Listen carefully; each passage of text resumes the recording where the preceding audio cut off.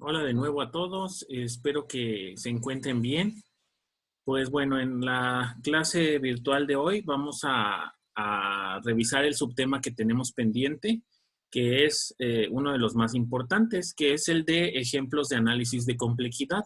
A partir de un código específico, de un código que representa un algoritmo, vamos a tratar de ver las bases de cómo es que se hace su análisis de complejidad. Aquí, bueno, es importante mencionar algunas cosas. La primera sería que el punto de vista formal de los análisis de complejidad implica demostración matemática, implica un análisis fuerte, implica que tenemos que hacer una demostración matemática de nuestro algoritmo. Pero bueno, esos temas yo considero que son como más específicos tanto para nuestros compañeros, primos, hermanos de la carrera de ciencias de la computación como para tal vez un nivel avanzado en maestría o en doctorado. Sin embargo, aquí lo que vamos a hacer es enfocarnos en la parte básica de cómo se hacen esos análisis de complejidad para que ustedes se lleven una idea clara y por lo menos sean capaces de identificar a través de tips o a través de trucos los análisis de complejidad sencillos que puedan realizar de algunos códigos, ¿no? Entonces, vamos a iniciar. Lo primero que hay que mencionar aquí es que podemos encontrar códigos que tengan instrucciones simples. Las instrucciones simples, pues son aquellas que puedan tener declaración de variables, asignación de variables, como en el programa que tenemos aquí. Por ejemplo, aquí podemos ver nuestro main, que representa un programa cualquiera, alguna declaración de una variable, alguna inicialización, una operación, en este caso es un incremento, una estructura condicional. Y bueno, eso podría representar o puede representar sin ningún problema un código sencillo. Como lo habíamos mencionado previamente, en un análisis de complejidad, lo que se toma en cuenta son las operaciones aritméticas, las operaciones de comparación, las operaciones de asignación, los intercambios. Entonces, en este código, pues aquí a lo mejor esta declaración la podemos contabilizar, esta asignación, este incremento y digamos, la comparación que se hace en esa variable para verificar la condicional. Entonces, ahí estamos hablando de 4 operaciones. En el caso de las operaciones de salida de datos o de lectura de datos, pues no se toman en cuenta porque se consideran computacionalmente muy rápidas. ¿Sale? Entonces, en este código sencillo podríamos decir que tenemos 4 operaciones. Entonces, el orden de complejidad de este código se puede ver como que hay 4 operaciones. ¿Sale? Si a lo mejor hay más instrucciones, si tiene 5, 10, 20 y todas esas son instrucciones sencillas, pues a final de cuentas, acuérdense que esas 4 operaciones se pueden multiplicar por la notación de orden O, por la big O de orden constante. ¿Sale? Entonces, los códigos sencillos como estos se puede decir que tienen una complejidad de orden constante. Y la C o la constante que multiplica en este caso, pues se puede referir a la cantidad de instrucciones que tenga nuestro código. ¿Sale? Entonces, si vemos códigos que tienen instrucciones simples, son de orden constante. Y conforme vayamos avanzando, pues van a ver que los análisis de complejidad se van a ir dificultando, pero en realidad, pues es fácil si tú lo intentas, ¿no? Ahora, ¿qué pasa en el siguiente ejemplo que vamos a ver? Nada más déjame limpiar la pantalla. ¿Qué pasa con programas que tengan ciclos de repetición simples? ¿Y qué vamos a entender o a qué nos vamos a referir con un ciclo simple? Bueno, pues un ciclo simple no es otra cosa más que aquellos que se componen de operaciones sencillas o de operaciones directas como las que vimos en el código anterior. Entonces, si ahora nuestro programa que podemos tener con instrucciones, le agregamos un ciclo de repetición que esté compuesto por instrucciones simples. A lo mejor aquí adentro las instrucciones que puede haber es otra declaración de una variable, una multiplicación por igual a 10, o a lo mejor B igual a C, o no sé, ese tipo de operaciones que se consideren como simples. ¿Qué pasa en el caso de los ciclos? ¿Cómo se analiza la complejidad de un ciclo? Pues bueno, es muy importante para poder analizar la complejidad de un ciclo que nos pongamos énfasis y pongamos atención en el contenido de cómo se comporta o cómo se trabaja el alcance del ciclo, ¿sale? En este caso, lo que podemos ver aquí es que se trata de un ciclo que empieza en i igual a 0 y que termina cuando i es menor que n y hace los incrementos de 1 y 1. Para saber la complejidad que implica un ciclo de repetición, nos tenemos que enfocar en dos cosas: en el comportamiento con respecto a n y en la forma en la que se incrementa el ciclo. Observen aquí que si este ciclo for se conformara de las 3 instrucciones que mencionamos aquí, y si n vale 10, entonces el ciclo se va a ejecutar 10 veces y en cada una de esas 10 veces va a ejecutar estas 3 operaciones. Tendríamos un total de 30 operaciones. Si ahora n vale, en lugar de 10, vale 100, pues ahora cada una de esas 100 iteraciones de n se va a ejecutar estas 3 operaciones. Entonces tendríamos 300. Si n crece a 1000, entonces tendríamos 3000 y así sucesivamente. Ahora, ¿por qué sabemos que va a ejecutar 30, 300 o 3000? Porque también la iteración es de 1 en 1. Luego, entonces, podemos ver que el número de operaciones en cada ejecución de nuestro programa va a variar o va a cambiar de acuerdo a los alcances de n. Va a depender del tamaño de la entrada n, el famoso tamaño de la entrada que hemos hablado en otras ocasiones. Depende del tamaño de n, es cuántas instrucciones va a haber. Y ahora, en el caso de las instrucciones que se encuentran afuera del ciclo, pues de entrada recordemos que las instrucciones que son de impresión de datos en pantalla o de lectura de datos, pues no se consideran en un análisis de complejidad. Luego tenemos una multiplicación, a lo mejor esa multiplicación sí se considera, pero aquí tendríamos una operación constante. Entonces, esta operación constante, como está fuera del ciclo, en este caso no impacta en la complejidad global de nuestro código. Espero haberme explicado. Ahora bien, entonces el hecho de que el número de operaciones vaya en función de n, ¿qué es lo que nos dice? ¿Qué es lo que nos indica para este código? Bueno, pues nos estaría indicando que nuestro código es de complejidad o de notación de O de n, es lineal.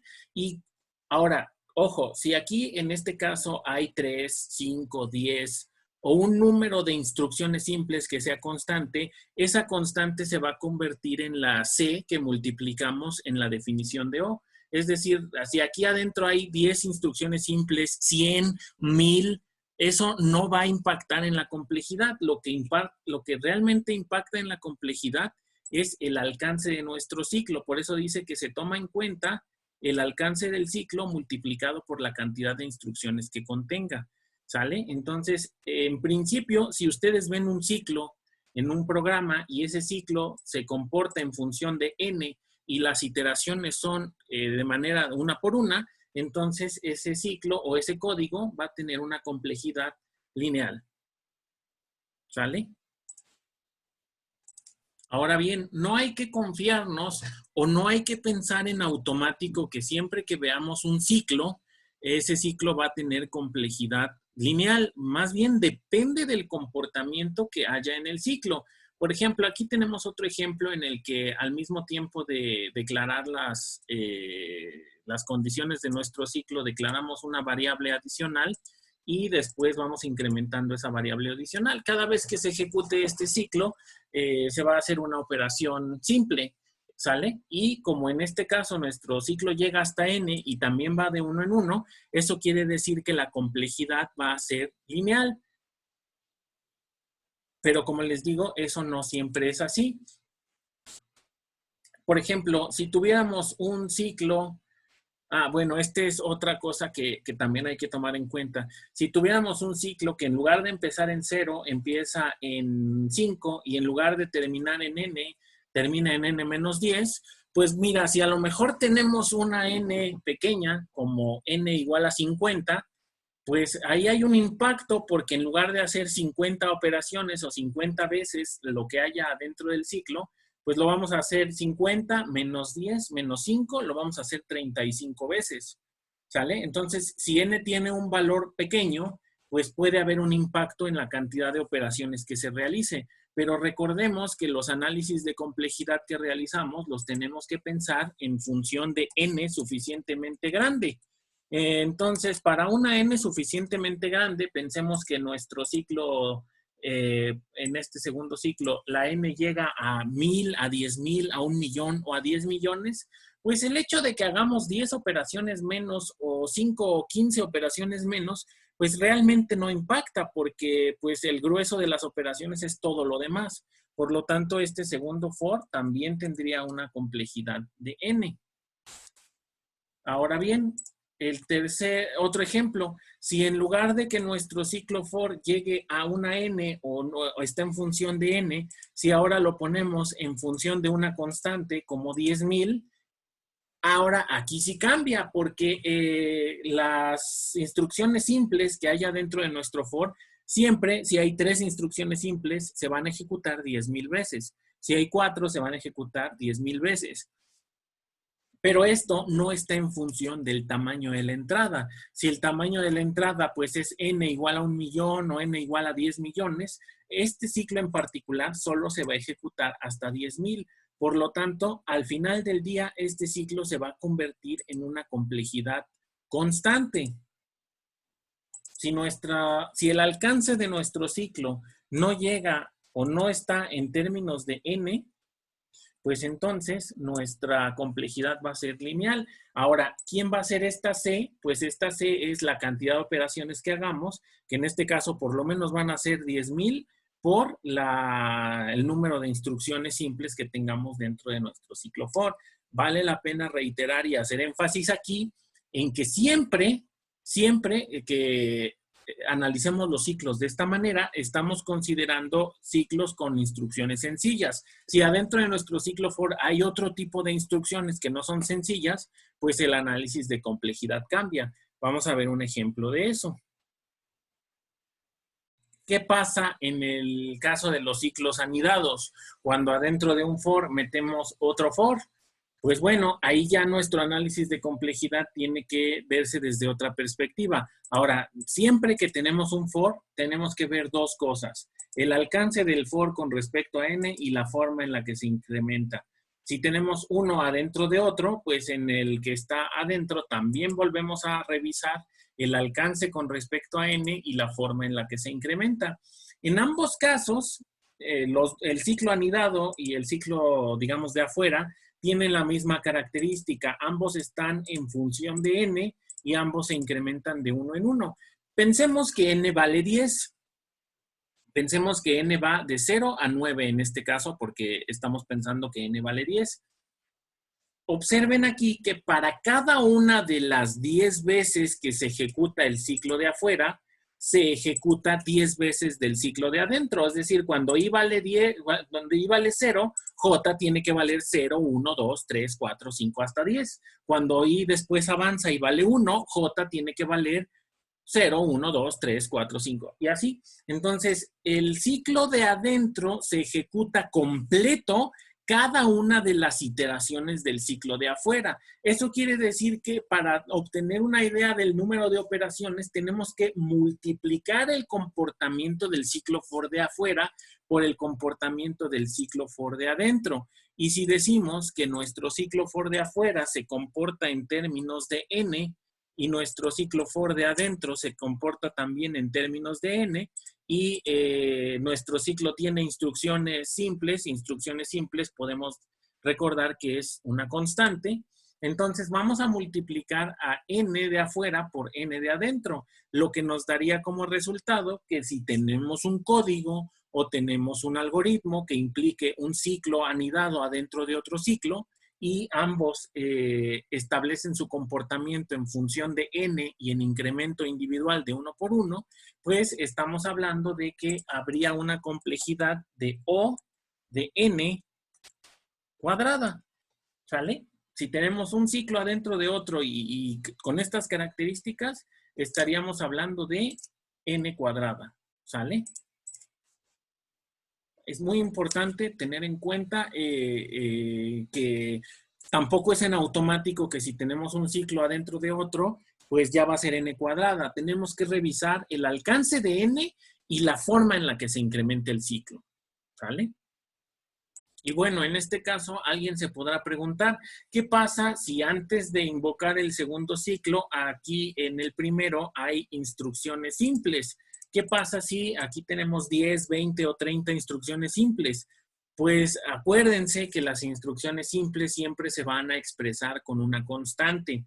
Entonces, esa constante, pues lo único que hace es modificar, ahora sí que en términos constantes, el número de operaciones que va a haber, pero en un global, pensando en términos de n, pues no cambiaría la complejidad. Y si hay aquí o no instrucciones simples, al final del día la complejidad de nuestros ciclos anidados seguiría siendo de n cuadrada. ¿Sale?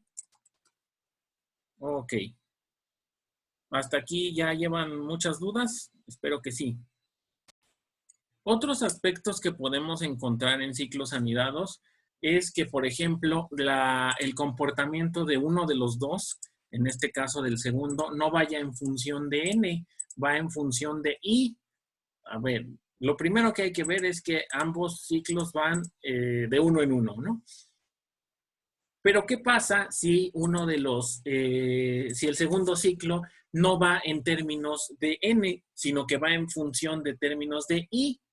Pues bueno, pasaría lo siguiente. Piensen nuevamente que n es igual a 10.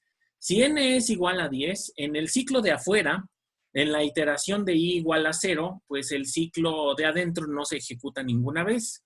En la iteración de i igual a 1, el ciclo de adentro se ejecuta una vez. En la iteración de i igual a 2, el ciclo de adentro se ejecuta 2 veces. Y en la iteración de i igual a 5, el ciclo de adentro se ejecuta 5 veces. Entonces, la cantidad de veces que se va a ejecutar el ciclo de adentro depende de en qué iteración nos encontremos del ciclo de afuera. Ahora, tengan cuidado aquí. Recuerden que no estamos pensando en términos de n para valores pequeños, estamos pensando en términos de n para valores muy grandes. Y si n vale 100,000, entonces el ciclo de adentro en las últimas iteraciones también se ejecuta esas 100,000 veces. Quiere decir que en los peores casos, el ciclo de adentro se comporta multiplicado por todas las operaciones del ciclo de afuera. ¿Sale? Entonces, si tenemos un ciclo que se comporta en términos del primero y ese primer ciclo llega hasta n, de todas maneras, seguimos hablando de una complejidad de O de n cuadrada. ¿Sale? Eso ténganlo muy en cuenta. Ahora, por ejemplo, ¿qué pasa si nuestro ciclo, si uno de los ciclos, aquí sí podría ser el de afuera o el de adentro, no llega o no se comporta en términos de n, se comporta en términos de una constante, como puede ser el ciclo de aquí, que vemos que llega a una constante de 500. Observen que aquí no importa si n vale 10,000, 1,000,000, 10 millones, 100 millones, el ciclo de afuera sí se va a ejecutar esas 5, 10, 1,000 millones de veces. Pero el ciclo de adentro solo se va a ejecutar 500 veces. Quiere decir que este ciclo de adentro, para efectos de la ejecución del ciclo de afuera, implica un número constante de operaciones. Es como si aquí tuviéramos 500... Es como si en lugar de tener un ciclo anidado, tuviéramos un ciclo con 500 operaciones o instrucciones simples. Entonces, aquí, a pesar de que tengamos un ciclo anidado adentro de otro, estaríamos hablando de una complejidad. ¿Cuál? A ver, díganme. Pues sí, una complejidad lineal, porque es como si fuera, insisto, un ciclo con 500 o 500 por las que hay aquí adentro, instrucciones simples.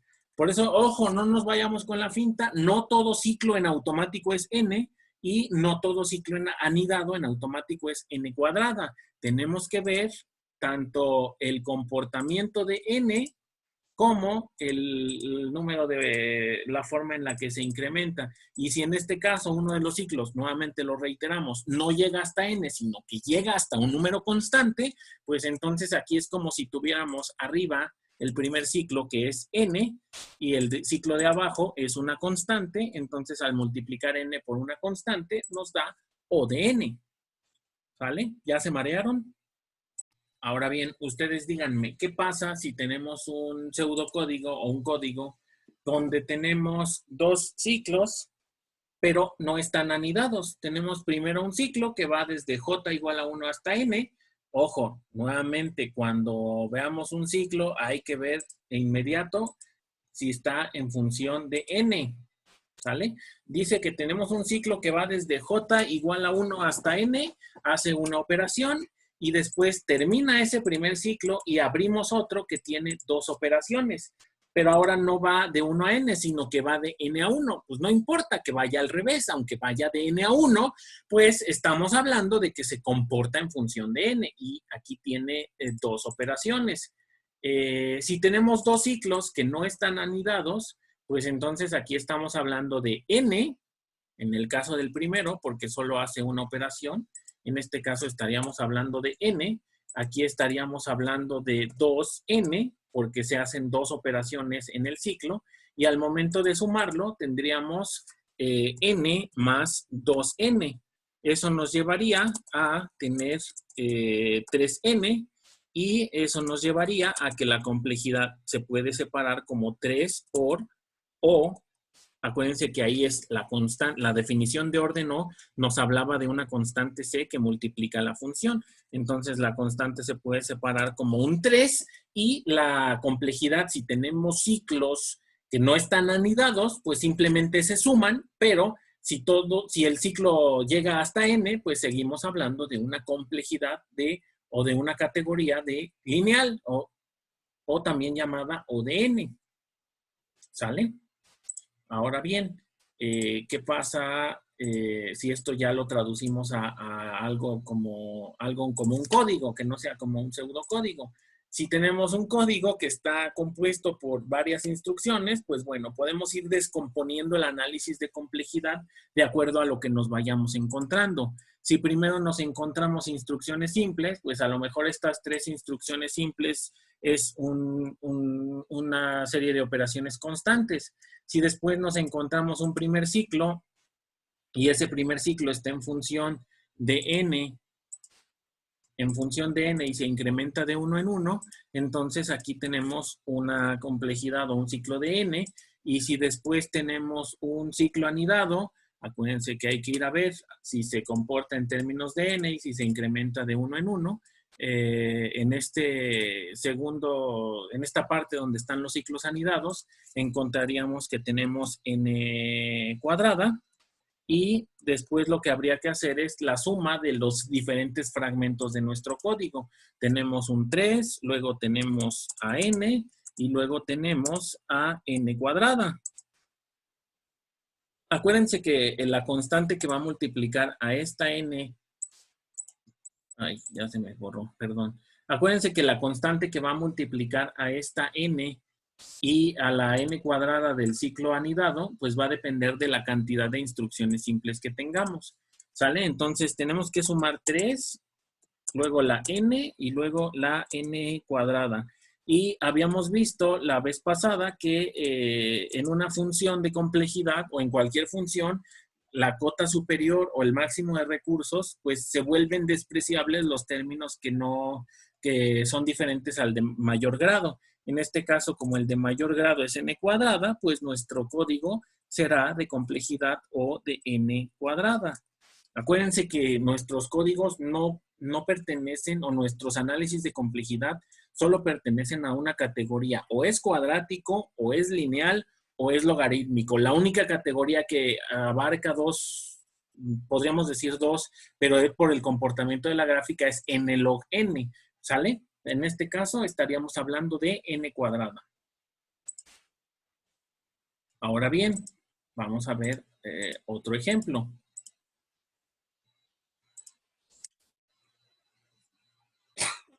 Perdón.